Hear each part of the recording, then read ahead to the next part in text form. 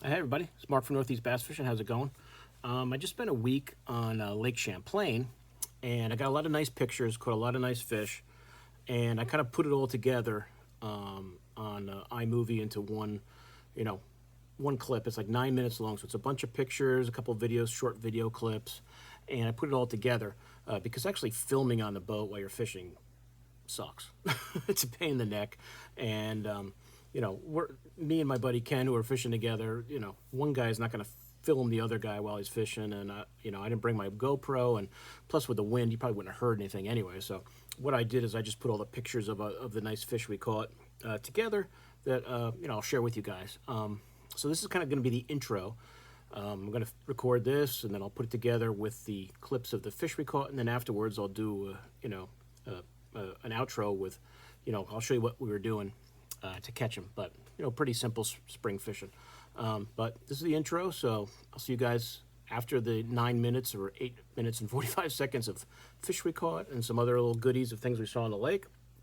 And then I'll come back and I'll kind of show you what I was using. All right, so I'll see you guys soon.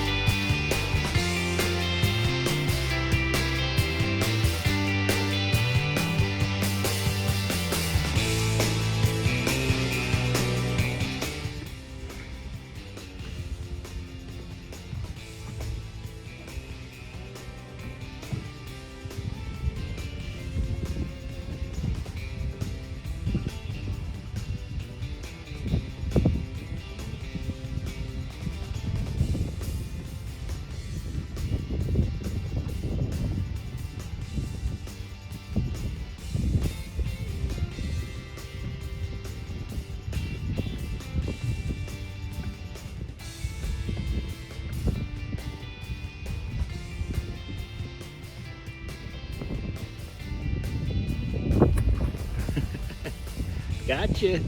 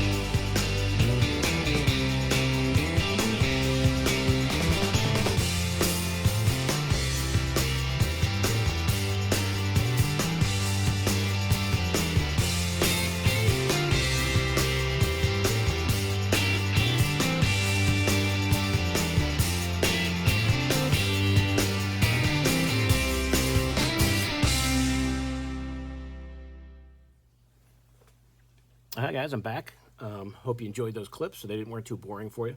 Like I said, we spent a week on Lake Champlain. Now that I'm retired, I can do these things in May, which I could never do while I was working for 30 years. I got invited to go up with 8 guys, rent a house up in Champlain, New York, on the water, and fish for a week in May. Spring, jerkbait fishing on Lake Champlain. How can you pass that up? It's the first time I could do it in 30 years, so I definitely said yes, and I went. So it was last Saturday to this Saturday, first week in May, and here's what I was doing. 4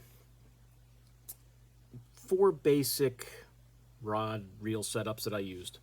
If I don't not knock everything over. I caught a lot of fish cranking, and as I knock everything over, and so I was just using my Ardent. This is one of the old Denny Brower series, which is the Apex now, cranking stick. That's an Ardent Apex Elite reel, and I think I had 12-pound fluoro on there. So it's just my cranking setup that I used. Pretty basic, and the best cranking baits that I used was pretty much, when I think about it, two key baits. One was the 6 cents flat 75X. Did very well with this, with largemouth and smallmouth. Probably mostly smallies, but I don't really remember the numbers, you know, between the two. But this bait was very good, and I like that chartreuse spank color. Did very well with that. And I kind of really just threw, just looking at the box, I don't really think I threw any different colors, mostly this one. And luckily I didn't lose it, because we caught a lot of northern pike. So if you guys, actually, I don't know if is that the chartreuse spank? I messed up there. It might be the chartreuse spank there. They look so, these two look, I don't know if these two are the same or not. Not sure, but whatever. These were the two I was using. You can see they're almost the same, but this is the guy. You can see all the scrapes and the cuts on it and everything, because the northern pike, if you like catching northern pike, go up to Lake Champlain, because they are everywhere and they eat everything.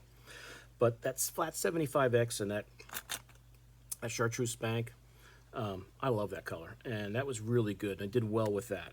But probably the best bait I use for cranking, in the right areas, there was a lot of shallow cranking, was the Megabass flat slap.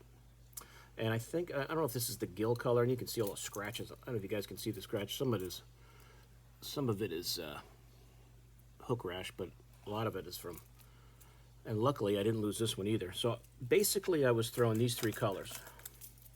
I think this is the gill, or I forget all the color names, but might be perch. But these three here, let me get it out. And apologize for not knowing all the individual names, but you know, anything that was kind of perch looking, bluegill looking, you know, bait fish looking, these two were awesome. And I caught a few nice ones on this one too. This matte color. I forget what they call this one, this tiger or something. But you can look these up on any of the websites you order from, or in your local tackle shop if they sell Megabass. But these three were killer, especially later in the day. Because what we found, at least me and Kenny, is the morning bite was slow. Because the nights are still cold, the water would cool back down. And we're talking, I think when we started, we only got, I mean, it's May and we got 45-degree water. So the fish are not really up yet, in my opinion, at least where we fished. Maybe down in Ticonderoga and South Bay they are, but up in Rouse's Point and Champlain and Missisquoi and where we were, the Inland Sea, they're not really up, you know, thinking of bedding or anything like that yet. Because guys in our group were catching really nice, beautiful smallies, blade bait in like 20, 30, 40 feet, which I don't really want to do. I want to go up there and throw jigs and throw crankbaits and throw jerkbaits. So we didn't look for those deep water fish that are still out there. Because I mean, if anybody's been to Lake Champlain before, I mean, it's just beautiful, you know, shoals and boulders everywhere. So I'm thinking, man, I'm just going to go down the shoreline with a spinnerbait. I should kill them, and nothing. So they're not really up yet, at least where we were, that I found. But as the day would go on, they would move up. They'd move up a little more than we were. It's like some of our, I would say our bite from 9 to, let's say, 2 was okay. You catch a fish here and there and some nice ones. But from 2 to like 6, 6:30, maybe 7, awesome. And when you found them. So these three flat slaps, these gill, you know, bait fish colors, and this matte, whatever you call it, tiger or something, they were awesome. So cranking was a very, very, very, very good technique, as you would expect, when you found shallow fish. So when the fish would move up in the afternoon in that, you know, shoreline to, let's say, 6 to 8 feet. That shallow crank was really good, really good. And it was a nice switch up to the jerkbait, and give my elbow a break. Luckily, I didn't lose any of them because the pike, like I said, were out of control. Now let's see. The next best thing, or I wouldn't say the best thing, but things I caught fish on, was throwing a jerkbait, suspending jerkbait. And I like to use my Abu Garcia Vendetta. There's an older one, so it's a little beat up. That's an Arden Sea-Force reel, and I think I had 8-pound fluoro on there. For Sunline, it might be the Seaguard Vizex, I forgot. I put some new line on because during the week it got so kinked up. Midweek I changed it. But obviously, we threw a lot of mega bass baits. I lost 3 jerk baits over the 6 days of fishing when I was there. But luckily only 1 mega bass as far as price goes. You don't want to lose anything. But the Pro Blue was good. Anything that was like a perch color bait was good. I'm trying to look at some of these other ones that I caught some on. This LG Bone, I know these are all stuck together. I don't feel like undoing them all. I'll rattle them out for you. The LG Bone was good. I lost my perch +1. And it was funny because one of the nights during the week, I was catching them on the perch +1, and the hooks were ruined. So I went and replaced all the hooks, got it all cleaned up, ready to go the next day. And an hour in, a northern pike that looked like a shark came up and gone. So I got all beautiful new hooks on it and gone in a couple casts. But, those were the colors, the perches, the Pro Blues. So those baits work the best. So the Mega Bass Vision 110, just the regular size one, was fine. Later in the day when they move up and they're shallower, I didn't need that +1 or that +2. I threw the +2, but I didn't really get any action on the +2. But as the day went on, just that regular 110 was great. I also caught some on the Spro Nick Stick, the 110. I caught some on the, did very well with the Sixth Sense, the Provoke 106, did great on that. My buddy Pete in Vermont, who really paints nice jerk baits, painted some up for me, and I'll show you the ones that I used from him, from Stoneman and Son Lures. Caught some on that. I mean, if they're eating perch, they're gonna love that. But I had 2 of these, that goblin color, that purple, and that chartreuse, and I was killing them on it. And then all of a sudden, a pike decided to steal one. There's a picture of the pictures I sent you where you see all blood, and that was from a pike had the other one of these, the one that I lost, all the way down his throat, and this was sticking out of his mouth, and the end of the bait was sticking out his gill. So I felt bad for him, but we did get it out. He did bleed a lot. And if you guys see those pictures, you see the picture of that bait that looks like this. That's the one I lost because then I cleaned it up, threw it again, and somebody stole it. So I was like, a pike stole it. So that was gone. So this color is really great up there. And those are probably the 2 best ones. Oh, and I caught a few on this one. I had to make me up. I know Pete has redone this color because he wasn't happy with the way this one came out, but it certainly worked. This is like that. This is supposed to be like a rainbow smelt. He didn't like the way this came out, so he redid it, but caught a few on this too. So this was good too. So those jerk baits work great. So those are probably the best ones.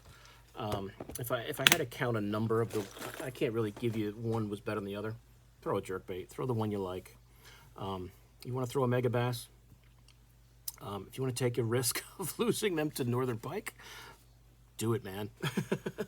Do it. But they are, I mean, for every 1 smallie or 1 largemouth you catch, you'd probably catch 5 pike. I can't even count the number of pike we caught, and some big, beautiful ones. Now those big ones tended to steal our baits, so I guess only losing 3 jerk baits in 6 days, Sunday to Friday fishing, and all day fishing all day, till late at night, and only losing 3 jerk baits is pretty good. So that's not bad. The bait that I caught the nice largemouth on was, no surprise, was just the jig. And this is one of my Ardent flipping sticks. Which one is this one exactly? This is just my 7.5. It's a medium heavy. It's a flipping pitch stick from Ardent. That's a grand reel, 20-pound fluoro. Actually, I got to put some more on. It's getting a little low on there. But the grand reel is you know, that and the C-Force are my two favorites. But flipping this, and I was just using a 1/2 ounce. Just a 1/2 ounce jig I make. Now I don't pour the. If I can do this here without making a mess. I don't pour the heads or anything. I just buy them from Lure Parts online, and that's just a 1/2 ounce green pumpkin head, watermelon candy skirt, a couple rattles. I probably got from fishingskirts.com or wherever I got rattles from. Like I said, I always like to put a piece of soft plastic there. I know I've shown you guys this before, because I was using the brown green super pork, and when I put that pork on there with that plastic, so the pork doesn't like flop over or go out of place. And there were a few areas where later in the afternoon, targeting rocks, it was rock, because I flipped pilings, docks, and didn't really do much. You know, I got a couple on the pilings up by Rouse's Point, or maybe one only, and it wasn't even a big bass. But you get to that rock later in the day after the sun was on it for a while, and the fish would hang around there, and the jig bite was great. Maybe the biggest fish, I caught a few 4.5, 4 3/4 pound fish, the biggest fish may have been the one big largemouth, and then I caught some 3s and 3.5s and all that stuff, and then you catch smaller ones too. But I did catch one nice, one nice smallie that was pushing, you know, maybe almost 5, but I didn't catch anything over 5. My buddy Kenny did catch a 5-pounder on the last day, which was awesome. But as far as flipping the jig, I would go, and I got to the point where I was flipping the jig, you know, in just 12 feet of water, you know, 15 feet of water, 1/2 ounce, and just bouncing along the bottom. And the smallie cranked on it, and it was awesome. I love catching big smallies on a jig. It's great. And I caught a drum. You guys will see the pictures. I never caught a drum in my life. And that was like 9.5 pounds. So that was big. I didn't know what I had on the end there. I figured it was a big pike, but it was just a drum. But I think that's it. Is there anything else I want to show you guys? No, the crank. I mean, this was I was also using this flipping stick, which is I think the same rod. Let me just double check. Oh, this is just the flipping stick. This is the old Denny Brower flipping stick from Ardent. It's a 7.6 medium heavy. That's the old Denny Brower, you know, just flipping reel. I was flipping with that one too. So whenever when you know, guys know me, whenever I have a chance to flip, you know, I'm going to do it, and the conditions were right, and the area was right. And it was really only one area that I can think of. There was some moderate, maybe jig success in other places, but not like in that one spot in the inland sea there. But we faced fish pretty much, if I can kind of recall, from, let's say, the gut in the inland sea up to Missisquoi. That was the area that we were on. And we used different ramps and tried different areas and kind of played the wind, you know, launching where we could launch. And, you know, we were worried midweek. There was supposed to be one day it was really going to be really windy. There was another day it was going to be rainy. And it turned out that even though it was really windy, we could launch at different ramps and avoid the real bad, you know, bumpy ride. You know, there was a few rides that were bumpy, but overall, I have to say it wasn't too bad. I've been in a lot worse. But that's it. On my jig, I always use the CB's hog sauce, make it smell nice and garlicky for those Italian fish, and that's really it. That was kind of the arsenal for the week. It was a lot of fun. I'm so glad that I had the opportunity to do it. I want to thank all the guys, Kenny, and the rest of the crew, and Ryan and Matt, and all you, Zach and everybody, Lloyd, Nick, and I hope I don't forget anybody. John, you guys are, you know, the only person I really knew from the group was Kenny, but I had met some of the guys before, but we haven't seen each other for a long time, so it was nice kind of getting together, you know, and hanging out and fishing, and it was good. It was good. It was a fun trip. Caught a lot of nice fish. Boat ran well. My power poles are working a little funky. One power pole goes down, the other one doesn't want to go down. It goes down very slow and it goes up very slow. So I got to mess with them. It's probably a setting, but I haven't even messed with it since I got back. I think it took me 2 days to recover from 6 days of fishing. So now that it's Tuesday going into Wednesday, I'll take a look at it and see if there's a problem in the settings in my Monster app. But boat ran great. Spot lock is awesome. It's funny, like we were kind of talking about, I don't even use my spot lock. Now that I have an Ultrex and spot lock, I don't use my power poles as much. And with that wind the way it is, it's really nice to have that spot lock. You find a spot there, you catch a fish, you spot lock it, and you just sit there, and you can keep working the area. Because when you find them, you got to work it, because you could fish 10 points that all look beautiful with big boulders, with rock and everything, and you don't get a sniff, and then you'll find 1 point, and you can load up with with some nice fish. So it's early in the year. The fish are still kind of transitioning. I mean, the way things are going with the water as cold it is, they won't be on a bed up there probably till open season again. So for you guys fishing those early season Champlain's tournaments up there, you'll probably be bed fishing. But it was a lot of fun. It was a lot of fun. I'm glad I went. Look forward to doing it again next year, and loading up on more jerk baits that the pike can steal. So that's so any perch colored bait that I buy, because there's so many perch around. We caught a lot of perch. You guys will see the pictures when I send them out. I think I only took one pike picture, and that wasn't even the biggest one. I caught this bluegill on a jerkbait that you guys will see the picture of it. The thing was like this fat, round, and beautiful yellow belly on it. Really nice looking fish. So, Champlain is a fish factory. The walleye guys were out there all over the place, all over the points fishing. I don't know how well they did. The one day that was, I think that first weekend in May is opening weekend of walleye season. So the Chazy River, where we launched one day, it was just boat after boat through there of guys just trolling, so for walleye. So I guess the walleye pull into that river in the spring. I fished up Chazy in the summer, but we never wound up fishing there. We thought one day if it was really windy, maybe we'd just stick in the Chazy and fish it. If we catch some walleye, so what? We'll go. I've caught smallies off the bridges. We thought we'd try that. We wound up never doing it. The weather was okay enough with the different ramps that we could fish the main lake most of the time. It was great. It was great. I definitely would do it again. I'd ask for a little warmer weather, but get what you get in the first week in May. So as far as weather goes, it wasn't too bad. The wind actually laid down towards the end of the week a little bit, which made it nice. You could run around and not worry about getting the crap beat out of you. But fun trip. So if you have a chance in the spring to get up there, do some jerkbait fishing. If you find some shallow areas with those fish, throw those shallow running cranks. And if you like to throw a jig, when you can find those spots where it looks good, where there might be some largemouth, throw that jig, because those largemouth were beautiful. They were just as pretty as the small. I know everybody likes to get those big smallies, but those largemouths were beautiful too. So hope you guys enjoy this. This will wind up probably being a long video, because this is about 19 minutes. My intro was a few minutes, and then there'll be 9 minutes of clips. So I hope you can hang in there for 30 minutes of watching me fish or watching pictures of me fish. But that's it, guys. Hope you enjoy it. If you got any ideas of any hints on places to try in the spring on Champlain that I didn't try, maybe if I went more south, I don't know. But the water is cold. It's cold water. And then funny thing is, by Friday, we're finding water that's 57. And then you go into the inland sea, and the water is 46. So, it's deep in there, I understand. So, the water temperatures throughout the lake, it's really interesting how different they are. It's really interesting. But it was a fun trip. So enjoy everything. If you got any questions, let me know, and I can give you some ideas on where to stay if you're thinking of going up there. And that's it. So enjoy everything, and I'll talk to you guys soon. Mark out.